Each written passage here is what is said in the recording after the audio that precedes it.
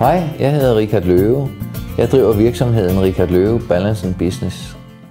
I dag lever jeg af at coache og rådgive virksomhedsejere og ledere i at få den rigtige balance imellem arbejdsliv og privatliv, og den rigtige balance imellem ledelsen og medarbejderne.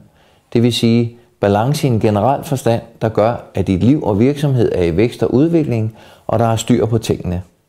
Jeg er selv iværksætter og har igennem mange år drevet selvstændig virksomhed, både igennem gode og mindre gode tider, så jeg har prøvet at sidde i din stol og været der, hvor du er.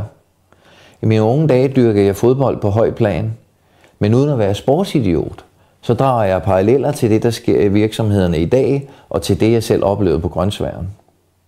Kan du for eksempel huske dengang, da Danmark vandt EM i fodbold i 1992? Vi havde lige scoret til 2-0. Spillerne styrtede ud til hjørnefladet, kastede sig i en bunke. Nu vidste de, at EM var hjemme. Det var magisk det, der skete. Og en af de balancer, jeg taler om. Hver for sig kunne Danmarks spillere ikke måle sig med modstandernes stjernespillere.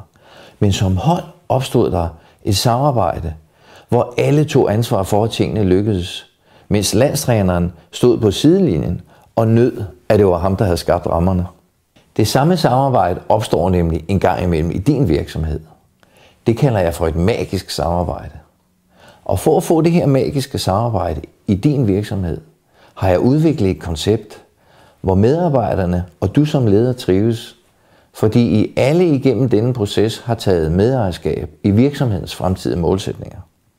Men det allervigtigste for virksomheden, det er din egen balance. Når du har været igennem denne proces, så vil du opnå en følelse af, at du har styr på din virksomhed og kan slappe af, når du er fri.